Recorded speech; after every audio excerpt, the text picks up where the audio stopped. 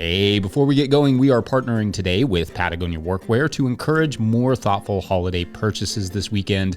Give something nice this winter from Patagonia. Not only does a bit of that purchase go back to us to do this work, but they also donate 1% to conservation. Thanks, and enjoy the show. Hey nerds, Farmer Jesse here. Welcome to Growers Daily, your daily dose of ecological farming insight. It is Friday, November 29th, 2024. Today, we are doing the Feedback Friday thing. We get a question about growing ginger, and we will hear one more time from our buddy Dan Brisebois, who will join the show to guide us in how to incorporate seeds into a market garden production context. So let's do it.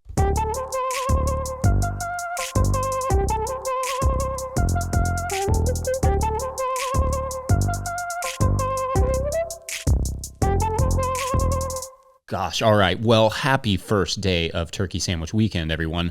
I will be eating almost exclusively turkey sandwiches for the next few days, and it will be glorious. I will add cranberry sauce. I will probably also throw some crispy chili oil in the mix as well because, little known fact, I know how to put my hair down from time to time.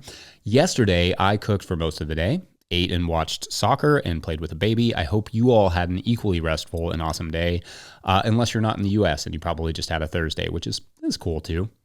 Anyway, it is now Friday, and today we will do the Feedback Friday thing where I look at some of the topics and conversations that sprang up from our shows this week. This week was Seed Week. We discussed how to make money growing seeds and what seeds that we save on our farm on Monday. We talked about nonprofits and which seeds you can save based on your region on Tuesday. Then on Wednesday, we discussed farm loneliness and seed breeding. Then we took Thursday off to get ready for Turkey Sandwich Weekend. And then here we are today on Friday for feedback. On Monday, I mentioned that my field peas were flopping into the pathways and going to die there like a bunch of dweebs. And Miroir Dosange, sure if I said that right, asked a good question of, quote, how about a combo of rye and peas as a cover crop? Gives the peas something to grow on, end quote. Yeah, great question. The goal with the peas for us is to winter kill, and rye won't winter kill here, so that's why I don't include that one. A lot of folks use oats with their peas, but especially with our warmer winters, I've found they just don't reliably winter kill for us here. So I would have to plant the oats even earlier to get them to a killable stage. And even then, it's a bit of a risk.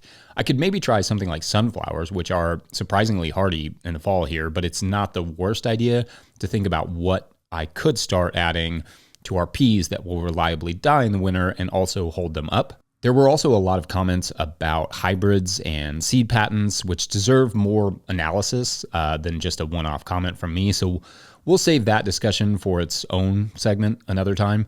On the conversation of nonprofit farms, which we discussed on Tuesday, at Todd Berger 4648 writes, quote, my wife and I are blessed to be able to run an organic farm in northern Michigan. Our farm is not nonprofit. Every year we donate between 12,000 and 15,000 pounds of fresh veggies to our local food pantries free of charge.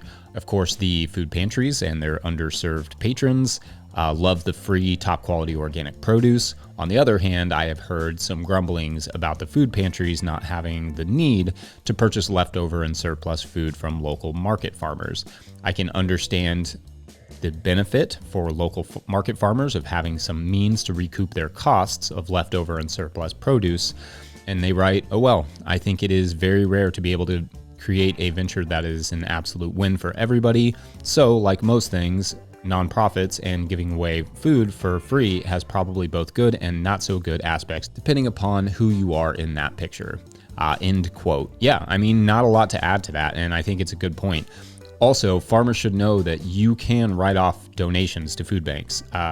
I know that's not the same as cash, but if a food bank or something similar stops supporting you financially for whatever reason, hopefully the tax break helps, and also obviously contributing to your community is a nice thing to do. So hopefully those continue to inspire you to do those things. Food insecurity is in every community in our country, and although it is not fair to ask farmers who already do not make significant money to donate some of what they grow, there is arguably no greater demonstration of true wealth than feeding someone else. Take pride in that, and when it makes sense, give. Wednesday, I talked about farmer loneliness, and I really think there are some great comments in there. This one from @RedSuperSigma2899 stood out. They wrote, quote, "Stay strong and positive, my friend. Very few things are within our control, so focus on those. I've followed you long enough to see you're battling with things. For what it's worth, you have changed my life and give me great hope. Stay blessed." End quote. That's very sweet, and I'm glad our work has been helpful. But yeah, I've had a lot of battles. Depression in particular, that's one I've suffered heavily from on and off over the years. Intense anxiety, as I've mentioned, is ever present for me, especially in crowds. It's kind of a fun list, you know? And I like sharing some of those things with you because I know for some of you, comparison isn't just the thief of joy. It's the driver of depression. It's the fuel for your anxiety. I found it can be helpful to know you're not alone in these things, so I hope that is helpful to you. Okay, so I also thought I would use this Feedback Friday to tidy up my comments on Mars from last Feedback Friday because they weren't clear to everyone. I will link the episode in the show notes for if you want to go back and listen to it, but I made the case in that episode that we need to stop focusing on and spending so much money on and energy on and resources on travel to Mars and instead direct our attention towards the incredible place that we have all around us that is slowly dying, that is Earth. Now, the clarification comes from the fact that a handful of you thought I was suggesting that the goal with the Mars missions was to entirely abandon Earth for Mars, and you thought that because that was literally the word I used, abandon. Not gonna lie, although I was baffled by some of the responses at first, when I listened back, I realized indeed that was, in retrospect, a poor and imprecise choice of words. That's on me and my editor who doesn't exist. But by abandon, I meant it like to give up on or stop caring about. I wasn't suggesting these Mars missions were about completely abandoning Earth for Mars. To my knowledge, no one has suggested we abandon the Earth entirely. That would be completely bananas. But to be fair to you all, it is not the fault of the critic when something is misunderstood. It's on the criticized for being unclear. And listening back, I can hear how it sounds like that's what I think these companies are trying to do. Obviously, I don't, and I don't think anyone does. Frankly, that would be hilarious and deserved of critical comments. My point is only that the Earth is where our attention needs to be, like right now, or like 20, 30 years ago, but definitely right now. I get the idea of having humanity insurance by setting up colonies on other planets. I get the thrill of space exploration, but beyond being incredibly unrealistic, according to many scientists, saving and maximizing the Earth should take precedence. And the amount of money poured into these programs would honestly do the trick nicely. I mean, the primary obstacle between people who would happily set up and run large functioning ecological farms and having those farms is financing, plain and simple.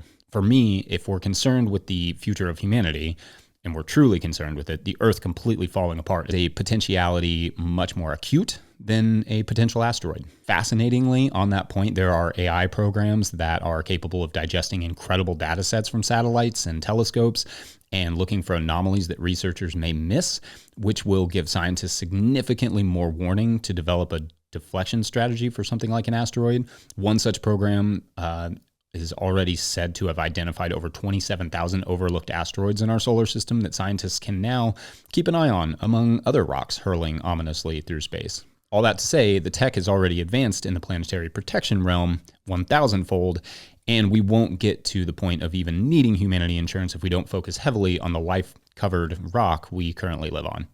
Anyway, as is tradition for Turkey Sandwich Weekend, we must have completely natural segues, so when we come back, let's talk ginger. BRB.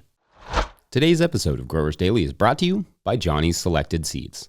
When you need proven varieties you can count on and detailed guidance from seeding to harvest, consider Johnny's your trusted growing partner. Their same-day shipping can help keep your planting schedules on track when the unexpected happens. They're here to help you grow good food. Turning to Johnny's means you can plant high-quality, trial-proven varieties with confidence and know that their expert staff is ready to help with first-hand knowledge, because they've grown them themselves. Learn more at johnnyseeds.com. All right, back to the show. If you, the listener, are enjoying this podcast and completely want to make Farmer Jesse's day, you can do so over at patreon.com/no-till-growers. I am honored absolutely every time someone signs up over there. I truly, because I know every single person and thing on earth is asking you for money, and it floors me when you choose to throw a couple bucks at keeping this information free and open and flowing. So from me and the rest of the team at No Till Growers, like genuinely, thank you. Anyway, I try to get to questions from everywhere that questions come in, but I will always get to those Patreon questions. Today's question is from Patreon member Rob Hazel, who writes, quote, "Hi, Farmer Jesse." Hi, Rob. I look forward to your show each day. Thank you. My question is about growing ginger in the field. I am in Zone 7B, northeastern Maryland.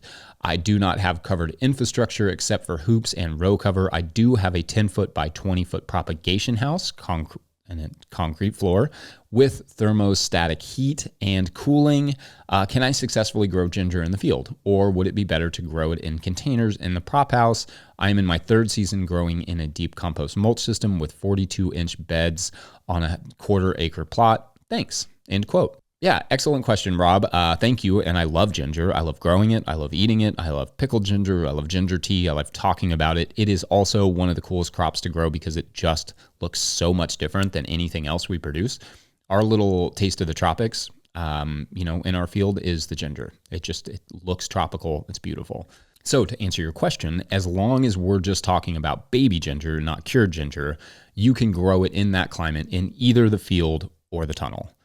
I know because our climate is actually quite similar to Maryland's, even a little bit cooler because we're in 6B and on the cusp of 7A, and we've grown ginger outside many times. However, in order to get it to a good size, it does require a slightly earlier start for the field because it is just a very long season crop. So for the field, what I would do is get some trays and some peat moss in late January or February, lay the ginger on top of a bed of peat moss, like a few inches deep, or potentially some alternative material, though I have not tried any others beyond peat. Do that in trays and then set the trays on heat mats or somewhere quite warm. When they sprout, they will also need some light, obviously, so make sure you have an option to move them into sunlight or grow lights. Keep in mind these are tropical plants, so they are used to heavy rains but rapidly draining soil. So if you do not have soil that drains well, they can suffer.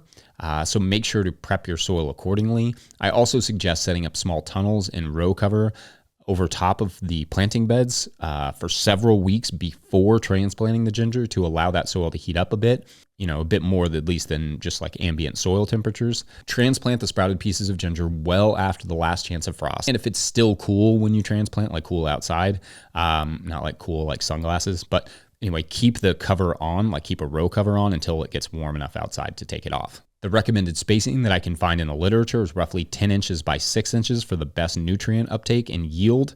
Allow the ginger to grow as long as you possibly can before a frost, and the ginger should do well for you in the field. In the tunnel, if you're using containers, I can't advise based on personal experience.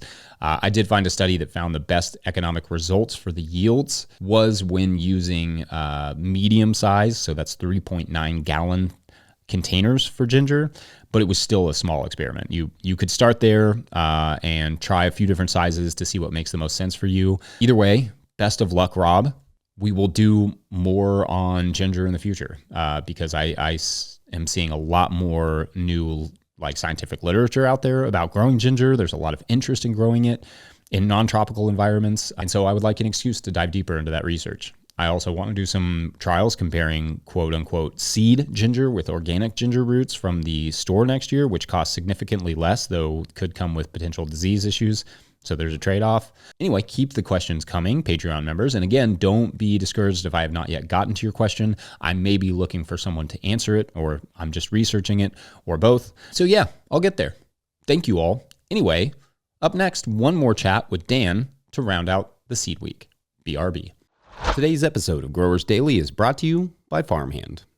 I don't know about you, but I got into farming to be in the field growing food for my community, not creating elaborate pack lists, not writing newsletters or responding to emails, not designing and maintaining web stores, and etc. And I especially don't enjoy doing those things after an already full and fulfilling day of growing food. Actually, if I spent less time on my phone and behind the computer, that would be great. If only there were a solution for that. Enter Farmhand. Farmhand is the only all-in-one virtual assistant built by and for farmers. With one single platform, Farmhand enables you to offload your administrative tasks, send and manage communications, and sell more to your customers. Farmhand saves growers an average of 6 hours of administrative load each week. That's 6 hours so you can get back into the field, spend more time with friends or family, or have a life outside of the farm, which is actually a thing, think about it. What would you do with an extra 6 hours a week? Sign up for a free trial with the link in the show notes, because now is the best time to dial in those systems for the next growing season. Follow the farmhand link in the show notes to learn more. All right, back to the show. Okay, so welcome back, Dan. Thanks again for joining me today and all week. This week has been celebrating the release of your new book, The Seed Farmer, available at no-tillgrowers.com, with a series of seed questions. And for today's seed question, I was thinking about how one of the things that I've loved about your work is that you like to fit seeds into a market garden context, and that's a big part of your book. So maybe what are some tips or considerations for people to consider who will already keep a garden or a market garden and want to pursue a seed crop? Well, what I think is the easiest part to start is start with the varieties you're already using. So that's the first thing. You don't have to go find new varieties. The next thing is to know the difference between open pollinated and hybrid seed. Hybrid seed is usually marked with an F1 in its name, and an open pollinated usually doesn't have anything written with it. But hybrid seed, if you keep the seed from that, it's going to look different than the parents. Whereas open pollinated should be true to type. So that's another part of it. And then afterwards, I guess it depends how tough you want your first seed crop to be. So the easiest stuff to grow are the things that are getting to fruit on your farm already. So stuff like tomatoes or peppers or eggplants, if you're already growing them, they're producing the part, especially tomatoes and peppers, like they're producing the part that when it's ripe, those little bits inside, that's the seeds, and it's just about like a pepper. You open up the pepper, you take those seeds out, you dry them, there you are. And so fruiting crops are really, I mean, with peppers, I should also warn that hot peppers and sweet peppers can cross-pollinate. And one of the things I really make a point in the Seed Farmer book is don't worry about cross-pollination when you're getting into seeds, because in almost all cases, it's going to be edible and it's going to be fine. But if you're crossing hot and sweet peppers accidentally, you don't want your clients to wind up with a surprise hot pepper. So if you keep them even 50 or 100 feet apart, your sweets and your hots, they shouldn't cross. But that being aside, so fruiting crops are pretty easy to get to. I would avoid squash at first because it just cross-pollinates so easily. And that's one where so I said in most cases, it doesn't really matter if something crosses up, it'll still be edible, it'll still be tasty. With squash, if you have a zucchini and you have a pumpkin that cross together, sure, they'll be edible, but it's not going to be the best zucchini. It's not going to be the best squash. Mystery squash is not a fun thing. Well, maybe it's a really fun thing to have. Sure. It's a hard thing to sell. And so I would steer clear of the squashes at first. So fruiting crops are really good places to start. And then if you grow cut flowers, that's another great place to start, because you can't deadhead every last cut flower on your farm. You already have some, I bet, that are going to seed. So it's just about harvesting them. And again, here, if you have, two zinnias that are close side by side or close enough, they're probably going to cross-pollinate. It'll still be beautiful. If you have a red, I'm not 100% sure about the genes, but if you have, like, let's say a red zinnia and some other color zinnia, most of that red zinnia's seed is probably going to give red zinnia plants. And then there'll be a few that are different. And those different ones can be really exciting. If you love them, then you keep the seed from those. If you don't love them, you eliminate those and you just keep the seed from the others. So cut flowers is a great place to dabble with seeds. And then, so those are the easy ones. What I find really exciting on a market garden is to be able to get a market crop and a seed crop. So let's say you have arugula, you sow your arugula, and then you get a good first cut.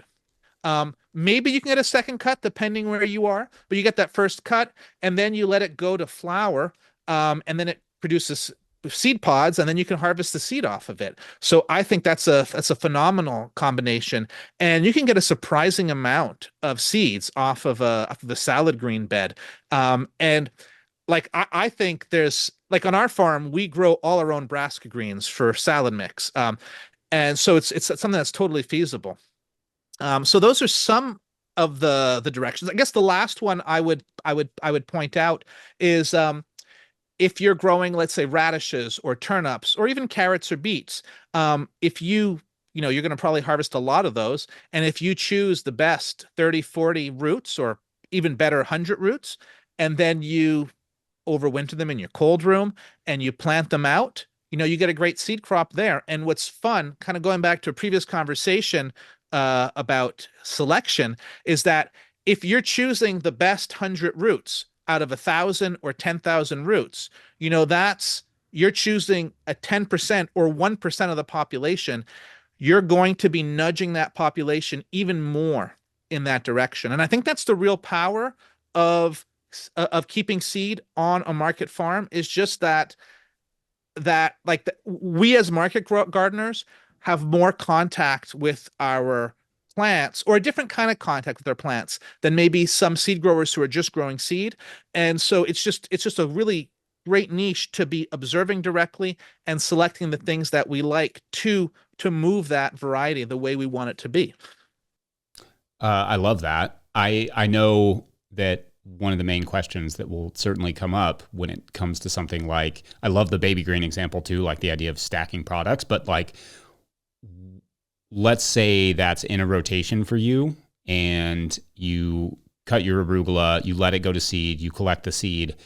What is the weed management element of this would look like? So what you're referring to is when you have those seed pods that come up, it's really hard to harvest every last seed.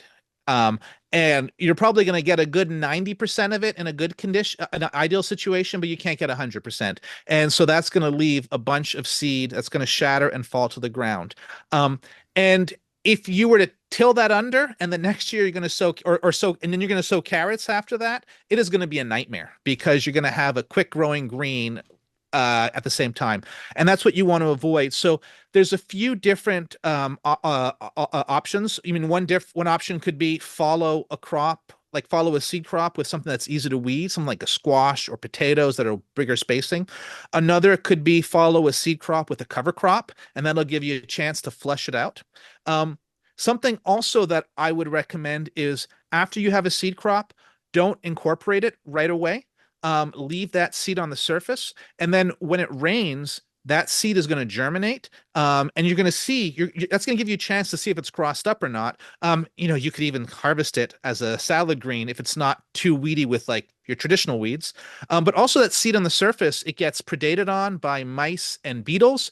And so that reduces it. So leaving it on the surface is pretty good. Or if you're somebody who's kind of in a tarp situation, or you're kind of using compost as a no-till, you could have, like, if you're just putting a layer, well, so if, let's say you're using tarps, you could just irrigate that bed and then tarp it, and that's going to just germinate all those seeds. And because they're really on the surface, it's going to be pretty easy to control them. So those are different strategies to do. The one thing is, don't till it under and sow carrots or beets in it right away. Yeah, indeed. Those are all great tips. Dan, I absolutely love the book. I'm very excited to get it out into the public, and also congratulations, because I think you did a great job. Thank you so much. I really appreciate that, and I really appreciate these conversations. Oh, always, Dan. These are some of my favorites. All right, I hope you enjoyed that chat and this episode. You can pick up a copy of Dan's new book, The Seed Farmer, at no-tillgrowers.com, and check out his podcast as well by searching for The Seed Farmer wherever you get podcasts, or following the No-Till Growers Network feed. If you're watching this on YouTube, you can always hit that super thanks button to show some super love if we ever provide something super helpful. That's a lot of supers, but you get the point. Otherwise, I'm going to end it there. Huge shout out to Willie Breeding for the theme music, and to the team at No-Till Growers for their support. Sign up over at patreon.com/no-tillgrowers to support our work, where at a certain level, or if you just bump up from one level to another, or if you just sign up in the month of November or December, I guess any month, you get a shout out on the show. So big shout outs today to Greg Muller, Connor McKelvey, Native Biota, and Joe Kane. This is a pretty nerdy list of names here. Here's what I think happened in this story. So this one takes place in like Arkansas, and it's kind of in the woods, like kind of in a marshy woods there in the south of Arkansas. And this is a team of entomologists, clearly, who are out studying some native biology there. And what they uncover is they find a new species of butterfly. And so they start following this new species of butterfly, and they find dozens more, and they just keep following and following, and they realize at one point that they're completely lost in the woods. So anyway, this story actually is kind of a little bit of like Odysseus and Sirens meets Revenge of the Nerds. So it's kind of like a combo of those two stories, and it's called Native Biota. Yep. Maybe it should be called Nerdive Biota. Anyway, thanks for listening and or watching. Have a great weekend. We'll see you on Monday.